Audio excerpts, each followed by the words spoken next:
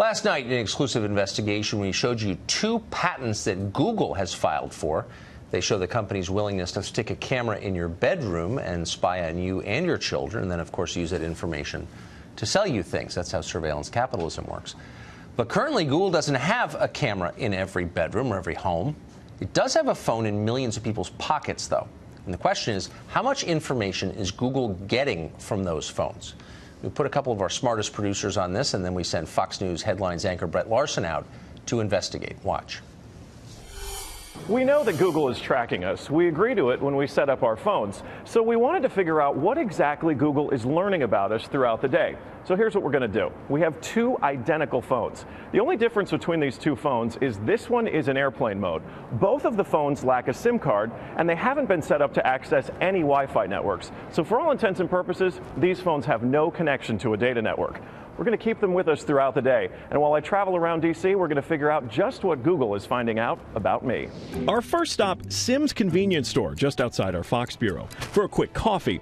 From there, we took a walk to the Capitol and took a quick walk around the Senate office buildings, and then decided to hop in a car and head around town. Hello. We're going to the Children's Hospital, please. To run our test, we had to do more than walk the block, so we took a tour around our nation's capital. First, due north to the Children's National Medical Center Hospital, then west to St. Albans School and the National Cathedral. Our tour around town was a 14-mile journey that lasted more than an hour. The entire time, the phones had no access to the internet. Oh my goodness. Not a Wi-Fi connection and not any cellular data service. It almost seemed quaint to assume that Google wouldn't even be able to collect data on me. Let's head back to the bureau, my friend. Oh, that church is beautiful. Google's business model is simple. Collect data on its users and then use that data to sell targeted ads. It's a business model called surveillance capitalism. But does that critical data collection work even when your phones aren't connected? So we're back here at our Fox Bureau in D.C., and we've got both of our phones exactly how we left with them. The only difference, really, I snapped a couple of bad selfies at the National Cathedral. But otherwise, they have stayed in my pocket for the entire day. So let's find out what they know. This is our man-in-the-middle device. It's basically a Wi-Fi network that these phones are going to connect to once we turn their Wi-Fi on.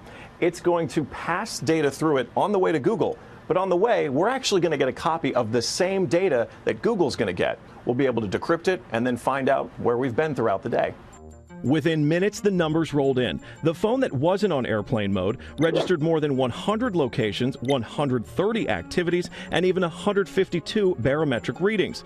As soon as it hooked up to our Wi-Fi, it transmitted 300 kilobytes of data straight to Google. The phone even logged our exact locations, tracking us all around town, the Capitol, the hospital, the school, and the cathedral. Now, you may notice what's missing here is the exact route that we took, but it got that data too. It knows when I got out of the car.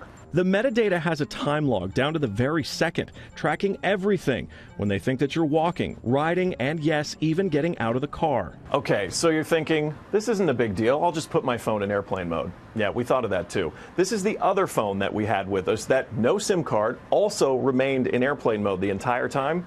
Let's see what kind of data it captured.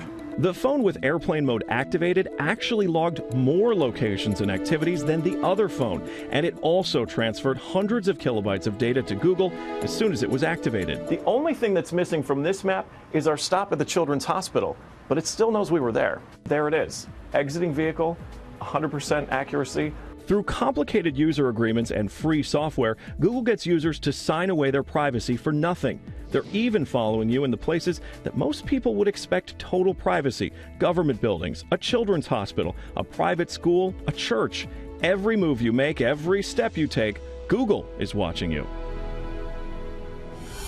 Now, in a statement to Fox News, Google told us that users who want to opt out of tracking should turn off location history. But doing that is harder than you'd think, and most of Google's apps include hidden queries that automatically sign you up for the surveillance. For now, we will continue looking into how Silicon Valley sells your privacy. But until then, just remember, when you're using a free online service, you're probably not the customer. You're actually the product. Tucker? Shocking. With Yeah. airplane mode on, they are still following everything you do, and it automatically updates them. Well, I can't wait to find out what they do with all that data. Brett, thank you for that. It was a great report. Thanks, Tucker.